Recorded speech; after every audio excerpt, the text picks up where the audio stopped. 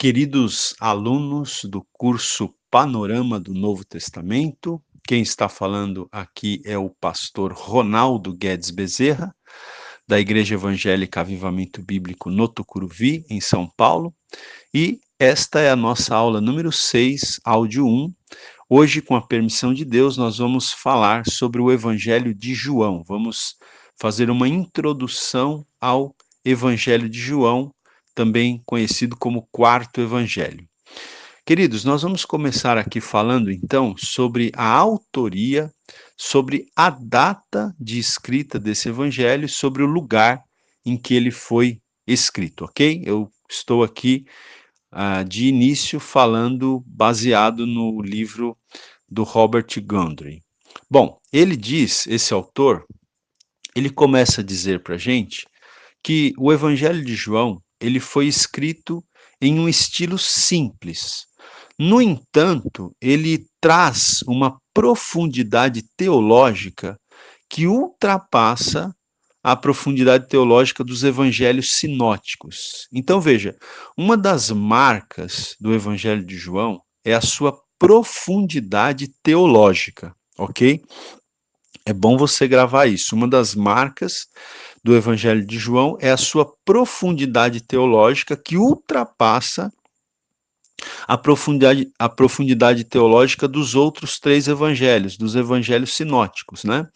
Aqui vale ressaltar, como a gente já tem falado nas aulas anteriores, que os três primeiros evangelhos, Mateus, Marcos e Lucas, eles são conhecidos por evangelhos sinóticos. Por quê? Porque eles apresentam a vida de Jesus por uma mesma ótica, né?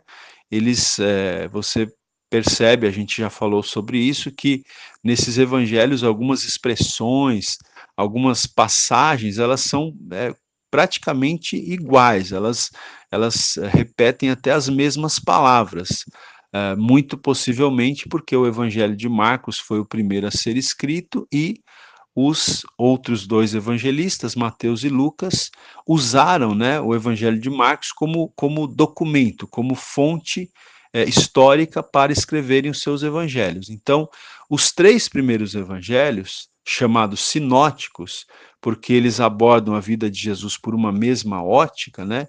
Eles não têm a mesma profundidade teológica que o Evangelho de João tem. Por quê? O Evangelho de João ele é um pouco diferente dos outros três evangelhos, né? Por isso que os três primeiros são chamados de sinóticos, e João não está entre os três primeiros chamados de sinóticos. Por quê? João ele é um pouco diferente. Por quê? Ele traz essa profundidade teológica que os outros três evangelhos não trazem, né? E também João ele tem por objetivo é, complementar informações e detalhes que os três primeiros evangelhos não trouxeram, tá? É interessante você entender que o evangelista João, ele escreveu o quarto evangelho já no final do primeiro século, né, da era cristã. Ele escreveu lá aproximadamente lá pelo ano 90 depois de Cristo, tá? Então, quando João escreveu o quarto evangelho, os outros três evangelhos já estavam escritos. Então, João, ele propositalmente, ele escreve esse evangelho justamente para complementar os outros três, justamente para trazer informações de fatos e de ensinos de Jesus que os outros três evangelhos não trouxeram, né? Por isso que ele é, vamos dizer assim, um pouco diferente dos outros três, né? Porque ele traz discursos que os outros três evangelhos não trouxeram, ensinamentos, temas, né?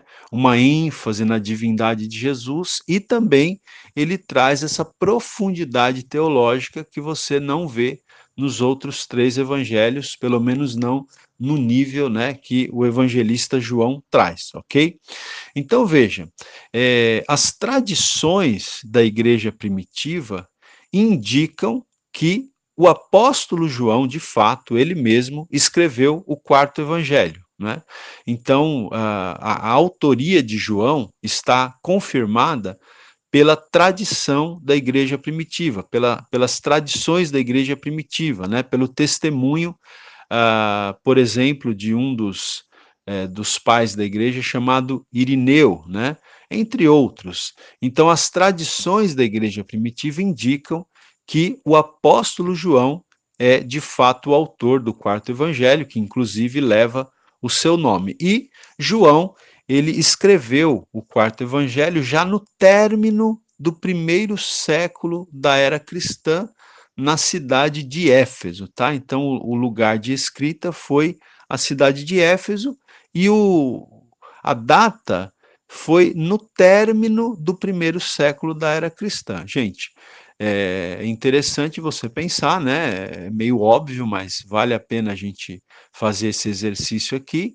Nós estamos no ano de 2018, nós estamos no século 21. Esse evangelho ele foi escrito no primeiro século, ou seja, ele foi escrito há 20 séculos atrás, né?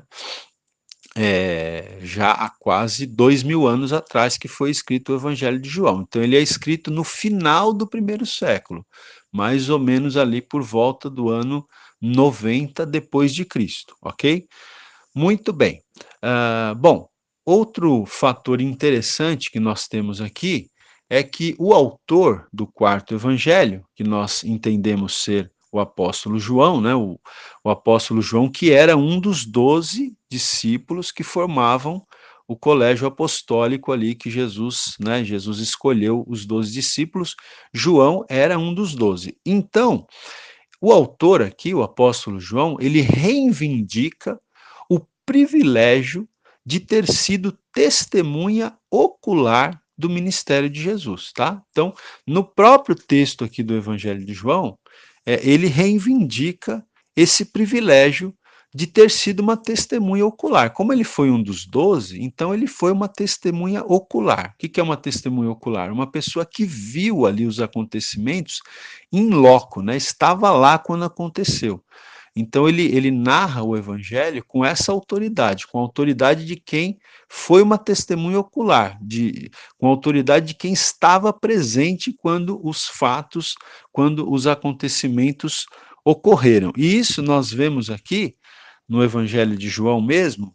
Eu vou ler aqui para vocês, por exemplo, capítulo 19, versículo 35, diz assim: olha, capítulo 19, versículo 35 diz assim: aquele que isto viu testificou, sendo verdadeiro o seu testemunho, e ele sabe que diz a verdade, para que também vós creiais. Então, veja, ele está dizendo aqui, né?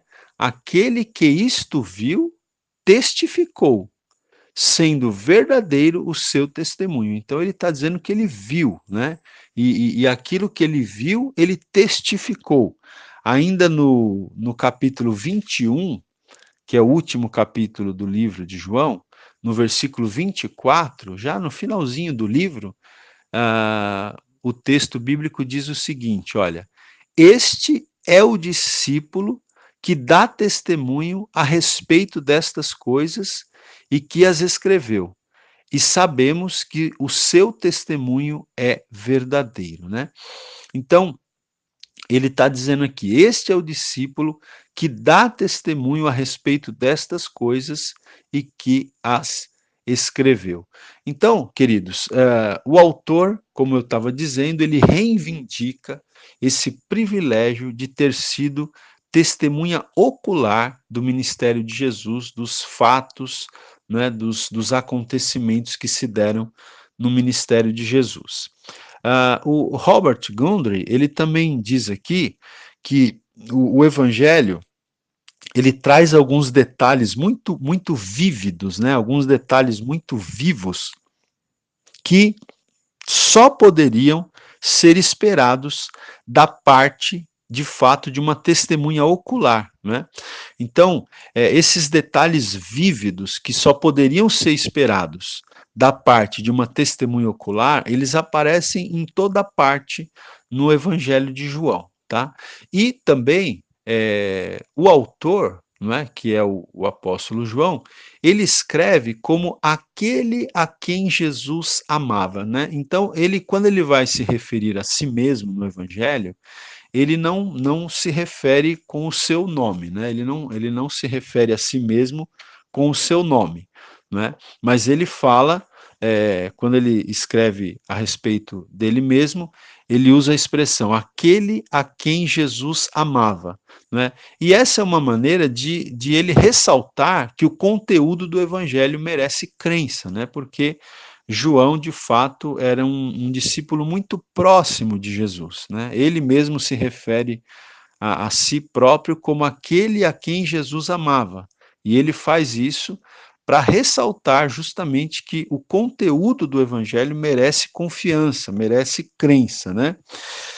Eu vou aqui ler um parágrafo do Meyer Pearman agora, que eu achei bem interessante esse parágrafo aqui, que está nessa linha que eu estou falando para vocês agora. Então, o Meyer Pearman, ele diz o seguinte, olha, de todos os apóstolos, foi João quem desfrutou de maior intimidade com o mestre, tá? Então, veja, de todos os 12 apóstolos, João foi aquele que desfrutou de maior intimidade com o mestre, né? Alguns, até agora, vou não lendo aqui o Pirma, mas eu vou acrescentar isso aqui, alguns comentaristas acreditam que João, ele era o mais jovem dos 12 apóstolos, né? Muito provavelmente ele era assim um adolescente chegando na juventude, né? Nós temos lá, por exemplo, o apóstolo Pedro, que já era um homem maduro, provavelmente mais ou menos da mesma idade que Jesus, né?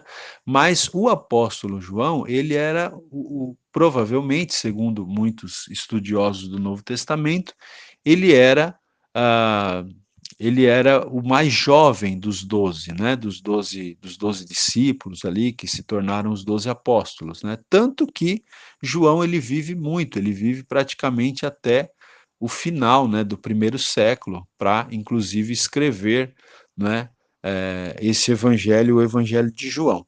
E até por ser um jovem, né, por ser assim um adolescente, saindo da adolescência, entrando na juventude, João ele tinha muita intimidade com Jesus, né? É aquela amizade de um homem mais maduro aí, com seus 33 anos, com um jovem, né? Um jovem mais novo, um adolescente ali saindo da adolescência, entrando na juventude. Então, existia mesmo, né, essa amizade entre Jesus e João, né?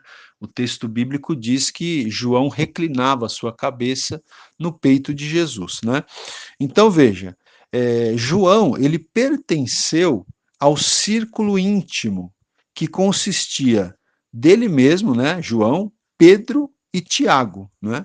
Então veja, Jesus, além dos 12, Jesus tinha ali, dentre os 12, Jesus tinha uma espécie de círculo íntimo que era composto de 3 discípulos, que eram Pedro, Tiago e o próprio João, que escreveu esse quarto evangelho. E dentre esses 3, Jesus tinha um ainda mais próximo, que era o próprio João, né, que escreveu o quarto evangelho.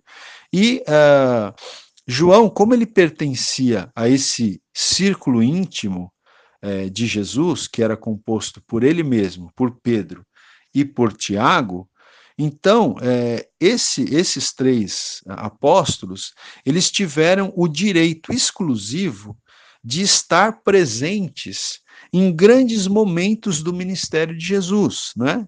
Tais como a transfiguração e a agonia no Getsêmane, né? Então, veja, apenas João, Pedro e Tiago tiveram a oportunidade de estar presentes, né, estar ali em loco, serem testemunhas oculares do que aconteceu ali na transfiguração de Jesus e também da agonia de Jesus no Getsêmane, tá? Então, veja a autoridade de João para escrever esse evangelho, pois ele foi testemunha ocular de fatos que até mesmo outros discípulos, outros apóstolos não foram testemunhas oculares, né? Uh, o Meyer Pearman, ele continua dizendo aqui, foi João quem se inclinou sobre o peito de seu mestre durante a última ceia, né? Também temos esse aspecto aqui que eu já tinha falado há pouco. Eu volto no próximo áudio para continuar. Aula 6, áudio 2. Então, eu estava dizendo, né, que foi João quem se inclinou sobre o peito de Jesus durante a última ceia, né? Conforme aqui, eu estou lendo aqui o Meyer Pirma, que está trazendo para nós essas informações, obviamente ele está se baseando no texto bíblico, né? E foi ele também, o evangelista João, foi ele quem, quando os outros discípulos tinham fugido, acompanhou seu Senhor ao julgamento. Você pode ver isso em João, capítulo 18, versículo 15. Então, enquanto todos os outros discípulos fugiram, João ele acompanhou o seu Senhor ao julgamento, não é? E de todos os apóstolos, João foi o único que esteve ao pé da cruz para receber a mensagem do Senhor antes de expirar, não é? Então você pode ver isso também em João capítulo 19, do versículo 25 ao 27. Ele foi o único que esteve ao pé da cruz para receber então ali a mensagem do Senhor antes de Jesus morrer ali na cruz, né? Então veja, todos esses aspectos, né, que a gente está apontando aqui a partir desse texto do Pirman, nos leva a concluir o seguinte, que essa intimidade e comunhão com o Senhor Jesus, juntamente com meio século de experiências, né, como pastor e como evangelista, qualificaram muito bem o evangelista João para escrever este evangelho, né, que contém as doutrinas mais espirituais e sublimes concernentes à pessoa de Cristo. Então, o Pirman ele está dizendo aqui, né? O Pirman está dizendo para a gente que a intimidade, a comunhão que João teve com o Senhor Jesus, somada a essa intimidade e comunhão, meio século de experiências, porque quando João escreve esse evangelho, ele já é um ancião, né? Ele era um jovem quando foi discípulo de Jesus, passa-se aí mais ou menos meio século, né? Então 50 anos. Veja que João ele escreve esse evangelho, né? Décadas depois de ter sido discípulo de Jesus.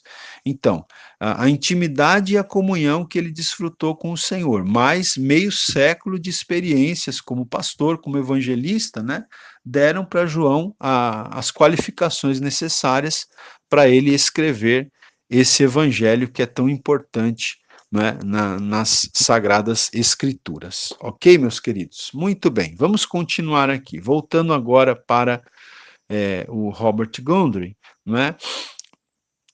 O Robert Gundry, então, ele vai falar para a gente que o Evangelho de João ele é uma espécie de suplementação dos evangelhos sinóticos, né? E dos discursos que estão contidos nos evangelhos sinóticos. Eu já falei um pouquinho disso no início. Então veja, João, ele suplementa, ele completa, ele acrescenta informações aos evangelhos sinóticos e ele faz isso de forma consciente, tá? Segundo os estudiosos do Novo Testamento, João ele estava consciente ao escrever o quarto evangelho de que ele precisava trazer informações que os primeiros três evangelhos não haviam trazido, né? Então, conscientemente, João ele suplementa, ele complementa os evangelhos chamados sinóticos, tá? Outra coisa interessante é que João, né, o Evangelho de João, esclarece que o ministério público de Jesus durou por consideravelmente mais tempo do que a leitura isolada dos evangelhos sinóticos nos levaria a crer. Os evangelistas sinóticos mencionam somente a última Páscoa, né, na qual Jesus foi crucificado. João, ele deixa-nos saber que houve pelo menos 3 e talvez até 4 Páscoas durante a carreira pública de Jesus, pelo que também, né, a carreira pública de Jesus se prolongou provavelmente por 3 a 3 anos e meio. Então, veja, é só a partir da leitura do Evangelho de João que a gente chega à conclusão que o ministério de Jesus durou de 3 anos a 3 anos e meio. Não é? Por quê? Os evangelistas sinóticos, eles só mencionam uma Páscoa, a última Páscoa.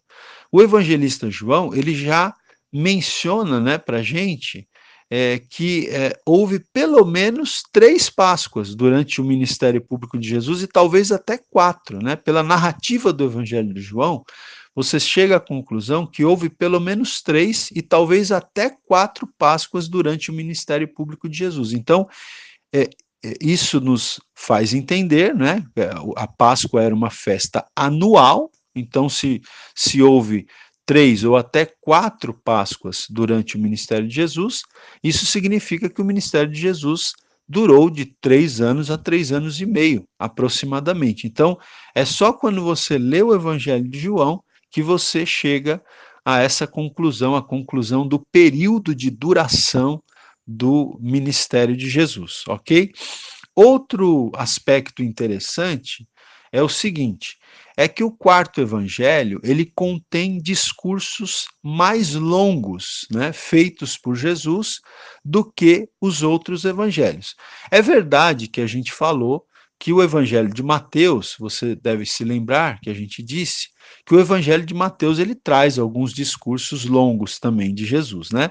Mas com a exceção de Mateus, o quarto evangelho, ou seja, o evangelho de João, ele contém discursos mais longos, né, feitos por Jesus do que os outros evangelhos. E quando você lê o Evangelho de João, você nota que de fato essa é uma característica do Evangelho de João, né?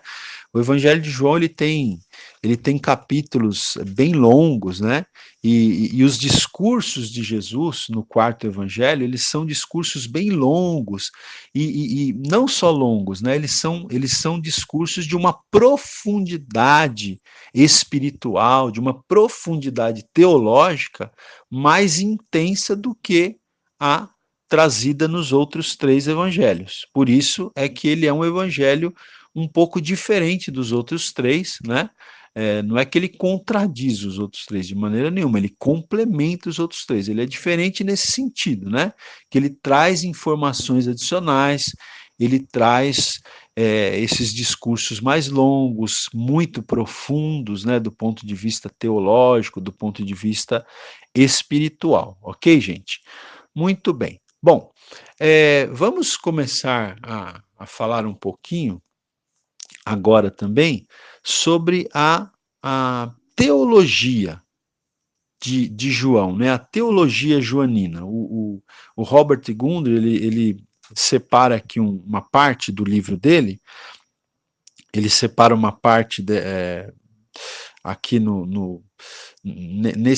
nessa sessão que ele está falando do Evangelho de João, ele separa uma parte para falar sobre a teologia joanina, né? Ou seja, a teologia que nós encontramos no quarto evangelho, no Evangelho de João. Então, nesse evangelho, meus queridos, Jesus ele é apresentado já no primeiro capítulo, né? Jesus ele é apresentado como o Logos, né? O Logos. Veja, na nossa tradução, geralmente vem a palavra verbo, né? Então, por exemplo, eu vou ler aqui o versículo 1 do capítulo 1. Diz assim: No princípio era o verbo, e o verbo estava com Deus, e o verbo era Deus, né? Então, veja, eh, antes de falar até sobre essa questão do logos, do verbo, eu gostaria aqui de destacar o seguinte: veja que interessante, né? Eu disse em algum momento lá atrás que cada evangelho tem a sua própria ênfase, né? E eu disse para vocês, por exemplo, olha só que interessante. Eu disse para vocês que o evangelho de Marcos, no evangelho de Marcos, Jesus é apresentado como servo. E um servo não precisa, não é, de credenciais, assim, vamos dizer, da sua origem, não é? Ninguém está preocupado com a origem de um servo, não é verdade? Então, No Evangelho de Marcos, nós não temos nenhuma genealogia, porque Jesus é apresentado como servo. No Evangelho de Mateus, nós temos a genealogia de Jesus, que o liga, né, ao fato dele ser filho de Davi, né? Ou seja, Mateus ele quer apresentar Jesus como o Messias, e ele quer apresentar Jesus, e ele apresenta Jesus como o rei dos judeus.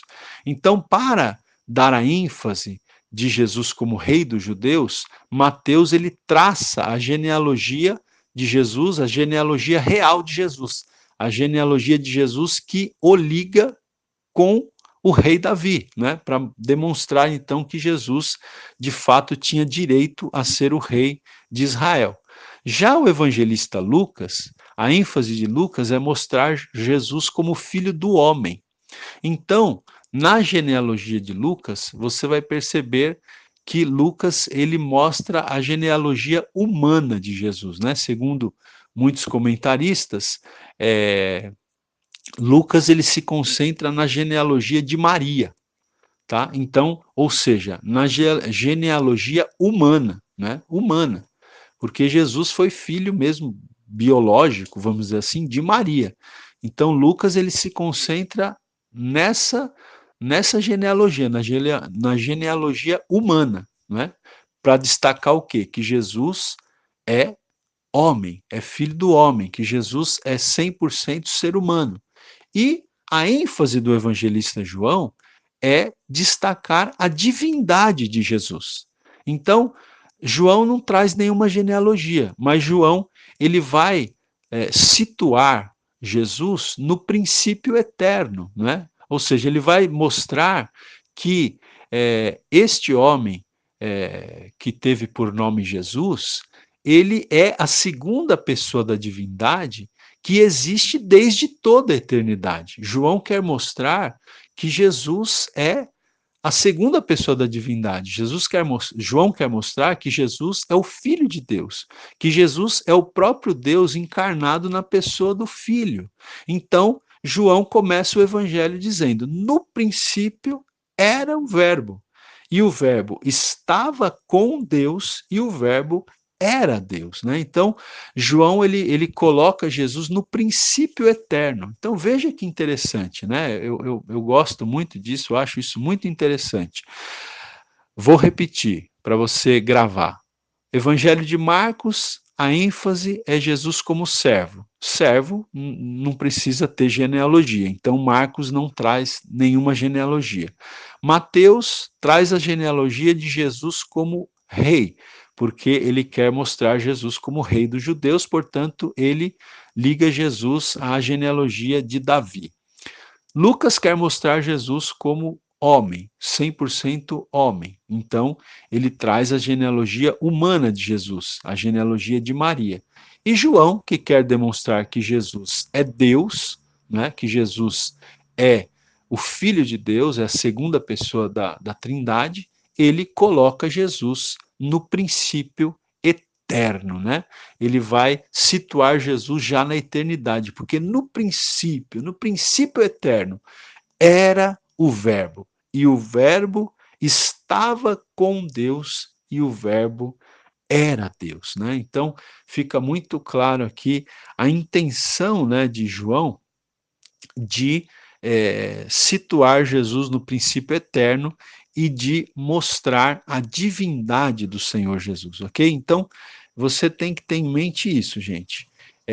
O evangelista João, né, um dos propósitos dele ao escrever o evangelho é mostrar a divindade de Jesus, a deidade de Jesus, né? E mostrar que esse verbo ele se fez carne e ele habitou entre nós, né, como diz o texto aqui, e nós vimos a sua glória, glória como do unigênito do Pai. Então, Jesus é a palavra, né? Jesus é o Logos, Jesus é o Verbo, ok? A expressão que na nossa Bíblia é traduzida por verbo, no original, A palavra é logos, tá? Então, esse versículo tanto poderia ser traduzido: no princípio era o logos, né, que é a palavra que está no original, ou no princípio era o verbo, como a gente tem nas nossas Bíblias, ou no princípio era a palavra, tá? Jesus é a palavra de Deus, é a revelação de Deus para nós. Aula 6, áudio 3. Então, gente, a gente estava falando sobre a teologia joanina, né? Então, veja, no Evangelho de João, Jesus é o Logos, né? Então, como eu disse, a palavra no original aqui é Logos. Na nossa Bíblia, ela é traduzida por verbo, mas poderia ser traduzido também por palavra. Então, no princípio era o Logos, no princípio era o verbo, no princípio era a palavra. Então, veja, João ele quer trazer para a gente o fato de que Jesus ele é o verbo de Deus. Jesus é o logos de Deus. Jesus é o verbo, é a expressão, é a palavra de Deus, né? Ou seja, Jesus é quem revela o próprio Pai, né? Se nós quisermos conhecer o Pai, nós temos que ouvir a palavra do Pai, que é Jesus, né? Jesus é a palavra de Deus, é o verbo de Deus. Deus fala através de Jesus, Deus se revela através de Jesus, né?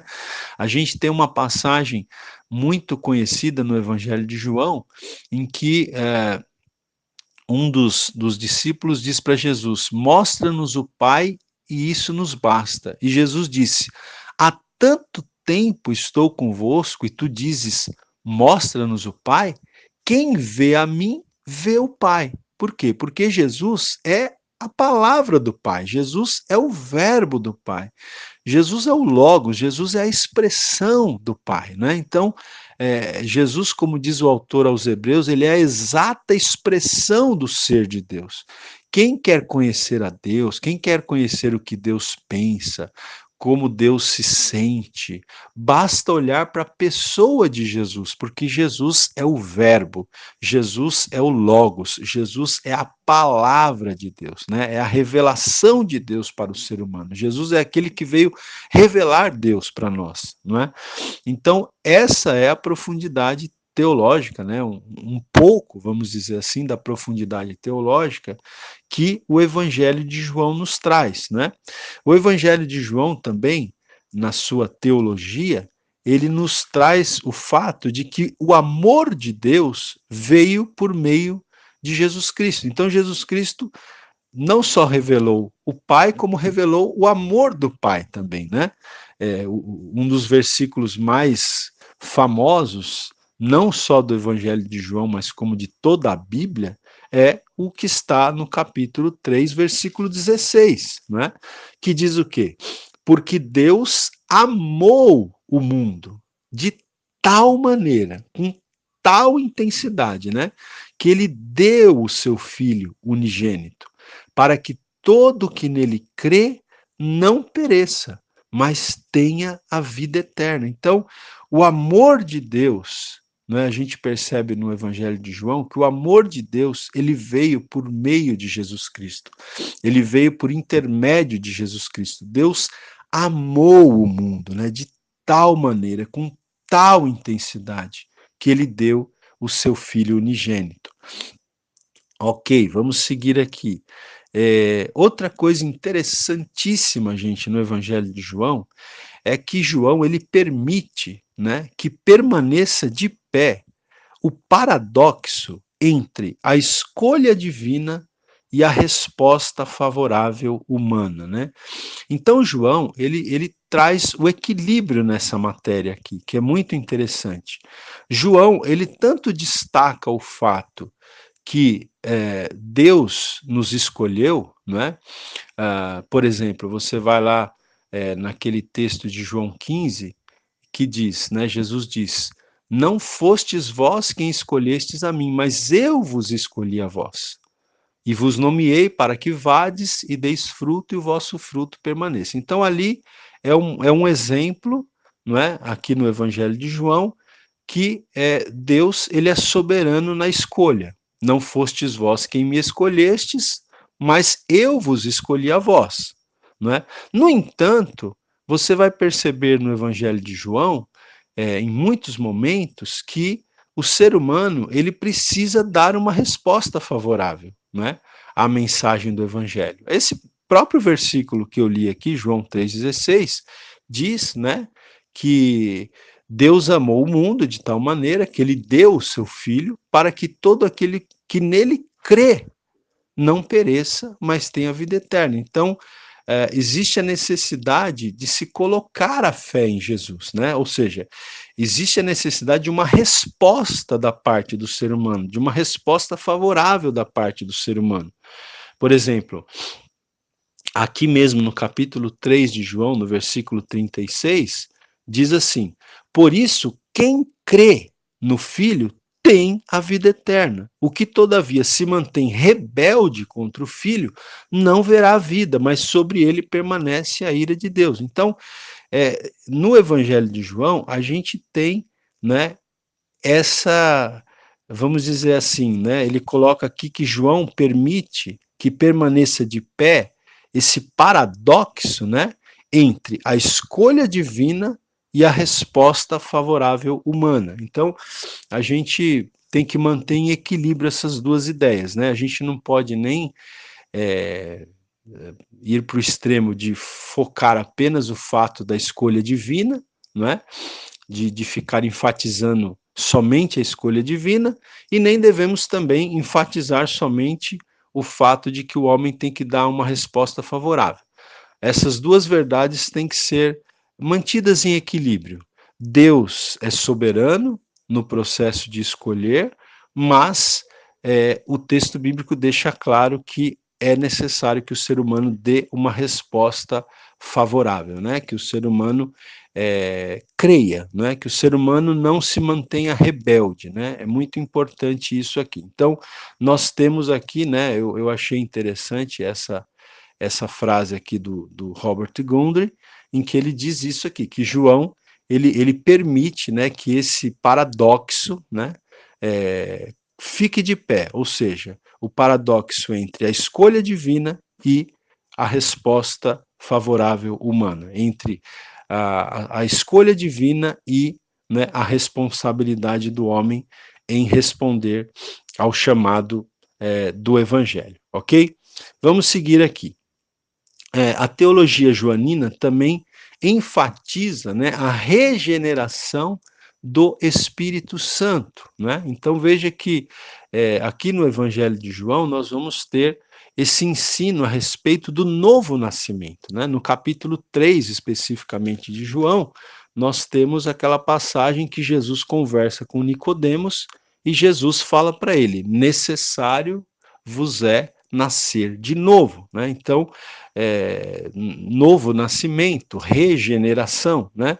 Então, o evangelista João ele enfatiza, né, a regeneração, o novo nascimento que é produzido na vida do cristão pelo Espírito Santo de Deus, não é? Outro aspecto interessante da teologia joanina é o seguinte: o convite do evangelho ele é estendido a todos, tá? O convite do evangelho, ele é estendido a todos os seres humanos. E aqueles que aceitam tal convite recebem a vida eterna. Então, o convite do evangelho, ele está estendido a todos os seres humanos. Todos são convidados a virem a Cristo. No entanto, somente aqueles que aceitam, que recebem tal convite, né, é que poderão, então, ser participantes da vida eterna, ok? Vamos lá. Outro aspecto interessante aqui da teologia joanina é justamente o ensino que João traz para a gente sobre o Espírito Santo, né? Então, nós vamos ver ali o capítulo 14, capítulo 15, capítulo 16 do Evangelho de João, são capítulos onde João, né, ele está ele está relatando ali os ensinamentos de Jesus sobre o Espírito Santo, sobre a pessoa do Espírito Santo. Então, nós temos isso aqui no Evangelho de João, né? Um ensino sobre o Espírito Santo, que ali, no original, João o chama de Paráclito, né?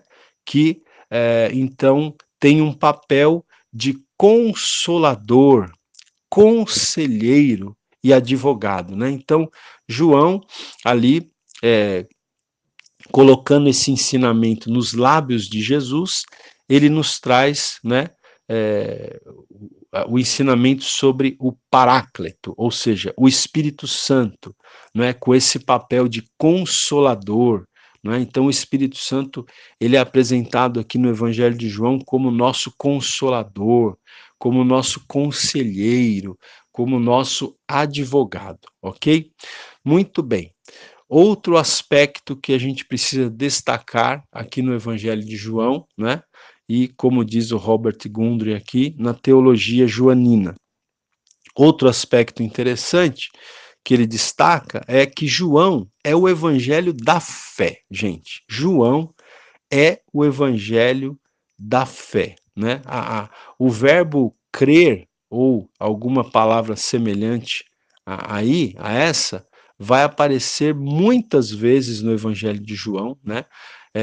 O Robert Gundry até diz aqui que o verbo crer é a palavra-chave, né? O verbo crer, olha, crer que tem a ver com ter fé, né? Então, o verbo crer é a palavra-chave no Evangelho de João. Portanto, João é o Evangelho da fé, né? Tanto que eu quero ler com vocês agora, no capítulo 20 aqui do Evangelho de João, versículos 30 e 31, muitos comentaristas do Novo Testamento dizem até que esses dois versículos que eu vou ler agora são os versos-chave, né, do Evangelho de João. Então, eu vou ler aqui, João capítulo 20, versículos 30 e 31. Para muitos comentaristas, esses dois versículos são os versos-chave do Evangelho de João. Então, o que diz aqui, olha, João capítulo 20, versículos 30 e 31, diz o seguinte: na verdade, fez Jesus diante dos discípulos muitos outros sinais que não estão escritos neste livro. Estes, porém, foram registrados para que creiais que Jesus é o Cristo, o Filho de Deus, e para que, crendo, tenhais vida em seu nome. Né? Então, aqui está descrito o objetivo, né, do Evangelho de João. Né? Está dizendo aqui que Jesus fez, né, diante dos discípulos, muitos sinais, né? Inclusive muitos que nem estão escritos aqui no Evangelho. Né? Aí ele diz, aqui no versículo 31, estes, porém, que foram registrados, né, esses, porém, foram registrados para quê? Né? A gente vai ver depois, queridos, que João, ele traz alguns sinais, na verdade, 7 sinais. Ele descreve aqui no seu evangelho que são milagres que Jesus fez, né? Então ele está dizendo aqui que estes sinais, eles foram registrados para quê? Para que creiais, olha aí o verbo crer, para que creiais que Jesus é o Cristo, né? Que Jesus é o Messias que havia sido prometido lá no Antigo Testamento, para que creiais que Jesus é o Cristo, o Filho de Deus, e para que crendo, olha aí mais uma vez o verbo crer, né? E para que crendo tenhais vida em seu nome. Então, esses dois versículos aqui que eu acabei de ler, versículos 30 e 31 do capítulo 20, eles são tidos, né, por muitos comentaristas aí do Novo Testamento como os versos chave, né, do Evangelho de João, ok? Como eu disse para vocês, João ele descreve pormenorizadamente certo número de milagres realizados por Jesus. Mas João ele intitula esses milagres de sinais, né? devido ao valor que esses milagres, que esses sinais têm, como símbolos do poder transformador da fé em Jesus, né? Então, esses sinais que são aqui descritos no Evangelho de João, eles têm um valor como símbolos do poder transformador que a fé em Jesus tem na vida daqueles que creem em Jesus, ok? Eu volto na sequência com o próximo áudio. Aula 6, áudio 4. Então vamos seguir aqui. Nós estamos falando sobre a teologia joanina. Outro aspecto que o Robert Gundry destaca aqui é que o Evangelho de João ele salienta supremamente a divindade de Jesus, né? A gente já falou isso. Então, o Evangelho de João ele salienta de forma suprema, de forma muito clara, a divindade de Jesus, né?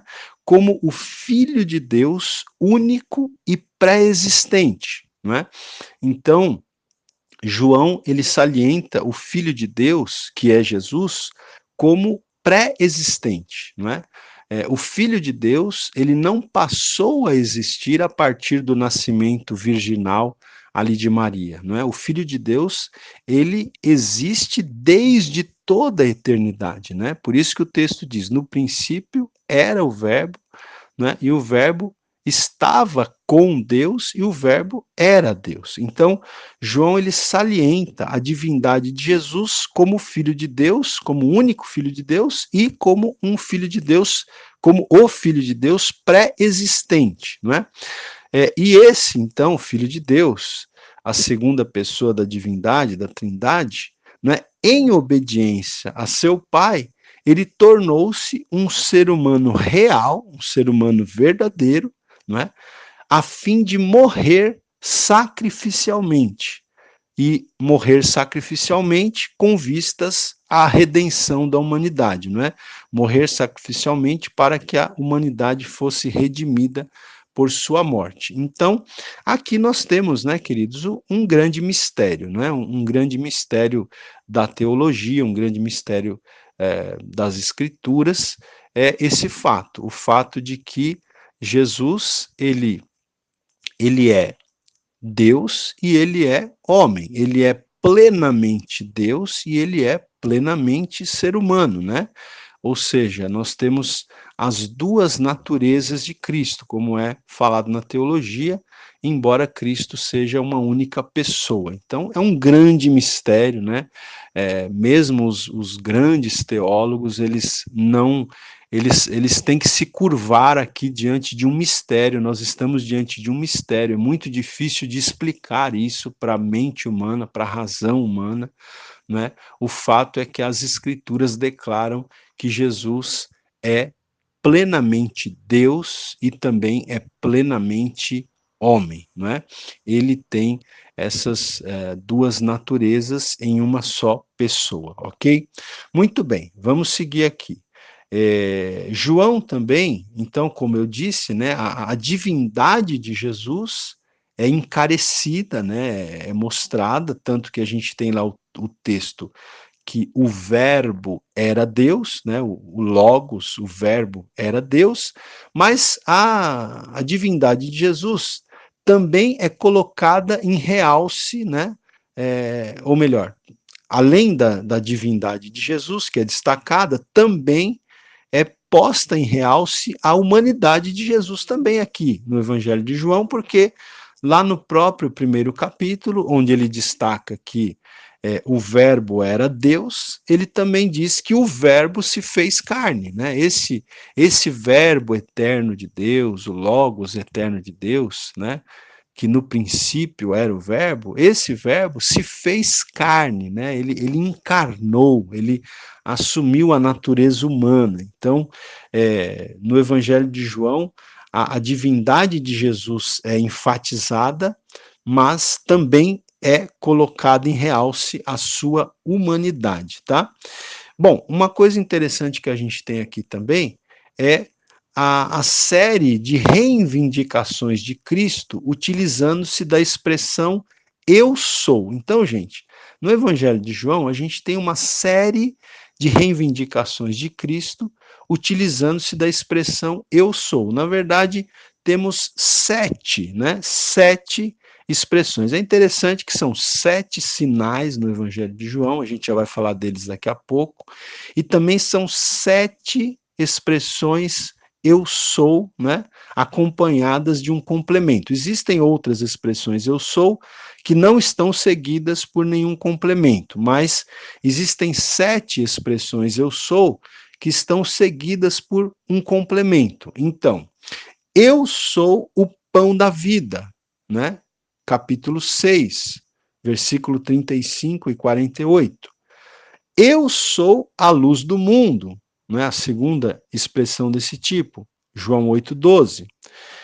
Terceira expressão, eu sou a porta, capítulo 10, versículos 7 e 9.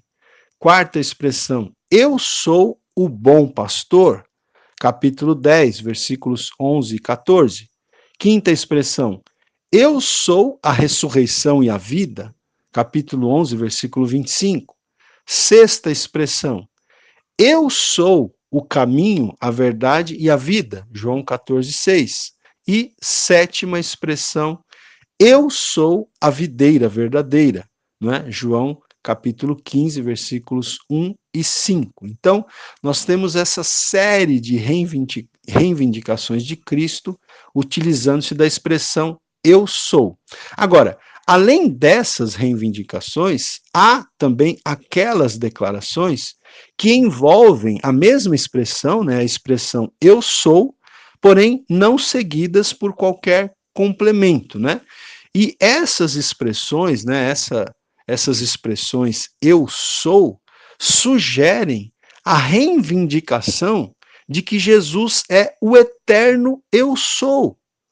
Sugerem a reivindicação de que Jesus é o Deus que se revelou no Antigo Testamento. Porque como foi que Deus se revelou ali no Antigo Testamento, né? Quando Moisés perguntou a Deus, quando o povo perguntar quem me enviou, o que eu vou dizer para o povo? Então Deus disse para ele, diga, eu sou, me enviou, o eu sou. Então, no Antigo Testamento, Deus se revela como eu sou, né? Eu sou, não há outro, eu sou, né? Eu era, eu sou, eu sempre serei, eu sou. É uma expressão a partir da qual Deus se revelou no Antigo Testamento.